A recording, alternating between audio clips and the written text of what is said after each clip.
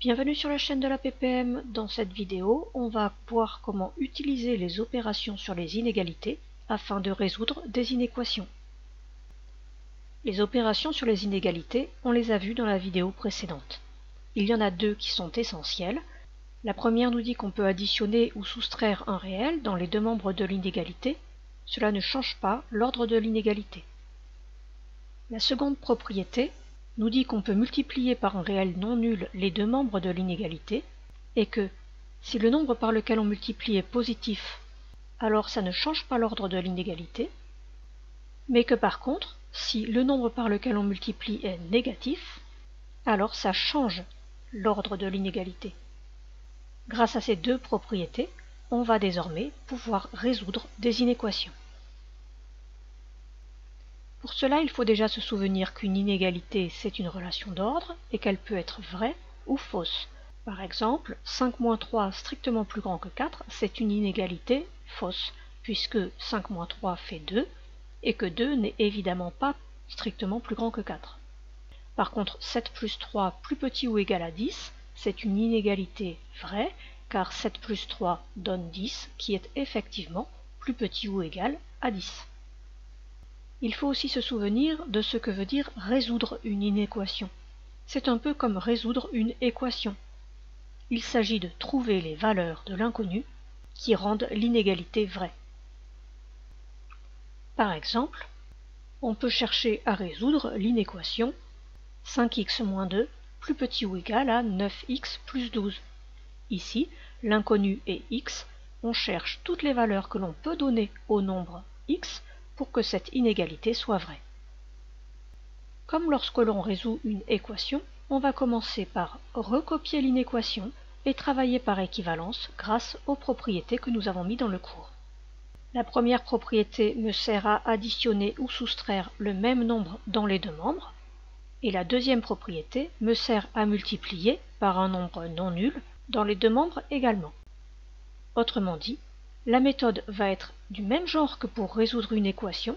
On va essayer de regrouper les x d'un côté, les nombres de l'autre, et ensuite on finira par diviser, c'est-à-dire par multiplier par l'inverse d'un nombre. J'essaye donc, par exemple, de regrouper toutes les valeurs de x dans le membre de gauche. Dans le membre de droite, il y a 9x. Pour m'en débarrasser, je vais soustraire 9x, mais la propriété du cours m'impose de le faire des deux côtés. Enfin, cette première propriété du cours me dit que je peux ajouter ou soustraire le même nombre dans les deux membres de l'inégalité et que cela ne change pas l'ordre. Donc je suis sûr d'avoir le même symbole entre les deux membres. J'effectue les calculs. Dans le membre de gauche, 5x moins 9x donne moins 4x et moins 2 n'a pas été modifié. Dans le membre de droite, 9x moins 9x fait qu'il n'y a plus du tout de x et il ne reste que le 12. Tous les x sont désormais dans le membre de gauche, mais je veux avoir tous les nombres dans le membre de droite. Il me faut donc ajouter 2 dans le membre de gauche, mais la propriété m'impose de le faire aussi dans le membre de droite. Là encore, j'ajoute le même nombre dans les deux membres, donc l'ordre ne change pas. J'obtiens alors moins 4x plus petit ou égal à 14. J'ai enfin regroupé les x dans un membre et les nombres dans l'autre. Il ne me reste plus maintenant qu'à diviser par moins 4. J'utilise pour cela la deuxième propriété qui me permet de multiplier les deux membres par un même nombre. Ici, pour diviser par moins 4, je vais multiplier par son inverse, c'est-à-dire moins un quart. Et comme le nombre par lequel je multiplie est négatif, cela change l'ordre. J'obtiens donc, dans le membre de gauche, moins 4x multiplié par moins un quart, donc x, c'était justement l'objectif, d'obtenir x tout seul dans le membre de gauche, et dans le membre de droite, 14 multiplié par moins un quart, c'est-à-dire moins 14 quarts. Cette valeur est une valeur décimale, c'est moins 3,5. Et voilà, nous avons résolu l'inéquation. On peut exprimer l'ensemble des solutions par un intervalle de R, en disant que cette inégalité correspond à x appartient à l'intervalle moins 3,5 plus l'infini, fermé en moins 3,5. Et maintenant, à vous de jouer. Il faut résoudre ces inéquations et donner l'ensemble des solutions sous la forme d'un intervalle de R. Tout d'abord, 3x plus 7 plus grand ou égal à 1, puis 10 moins x strictement plus petit que 4x moins 6, et enfin x plus 4 plus grand ou égal à 9 moins 2 facteurs de 5 moins 3x. Dans cette troisième question, il faudra d'abord développer, puis réduire, avant de résoudre. Mettez la vidéo en pause, faites vos recherches, et remettez la vidéo en route pour avoir la correction. Vous êtes prêts? On corrige. Pour la question 1, je commence par recopier l'énoncé, 3x plus 7 plus grand ou égal à 1, et pour isoler x, je vais enlever 7 dans les deux membres de l'inégalité. La propriété 1 me dit que ça ne change pas l'ordre, j'obtiens donc 3x plus grand ou égal à moins 6. J'ai bien les x dans un membre et les nombres dans l'autre, et maintenant, pour avoir un seul x tout seul dans un membre, il me faut diviser par 3. Je me permets d'écrire divisé par 3, et dans ma tête, je sais qu'il s'agit de la multiplication par un tiers. Cela revient au même, et cela me permet d'utiliser la propriété 2. Je divise par un nombre strictement positif, donc l'ordre ne change pas. J'obtiens donc x plus grand ou égal à moins 2. Je l'écris alors sous la forme d'un intervalle de R, puisque x est plus grand ou égal à moins 2, x appartient à l'intervalle moins 2 plus l'infini, fermé en moins 2.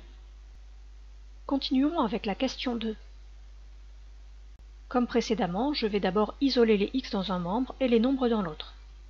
Je commence donc par enlever 4x dans les deux membres. La première propriété m'assure que cela ne change pas l'ordre. J'obtiens donc 10 moins 5x strictement plus petit que moins 6. Ensuite, j'enlève 10 dans les deux membres, et toujours avec la même première propriété, je sais que cela ne change pas l'ordre. J'obtiens alors moins 5x strictement plus petit que moins 16.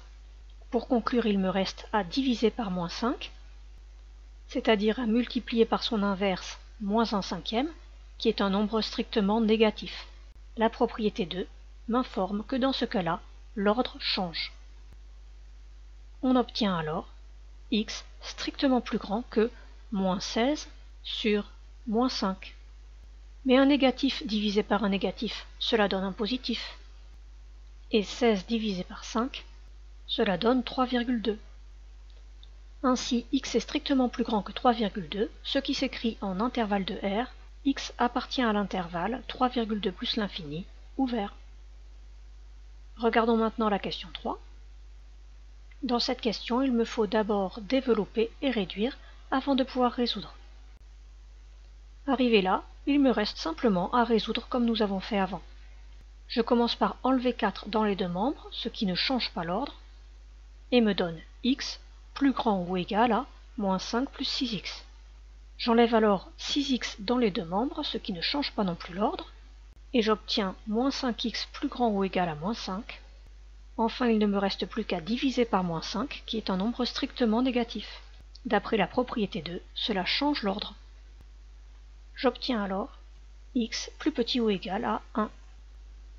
Et voilà pour les résolutions d'inéquations. Si cette vidéo vous a plu, vous pouvez mettre un pouce bleu, vous abonner à la chaîne et mettre un commentaire sous la vidéo. À bientôt sur la chaîne de la PPM.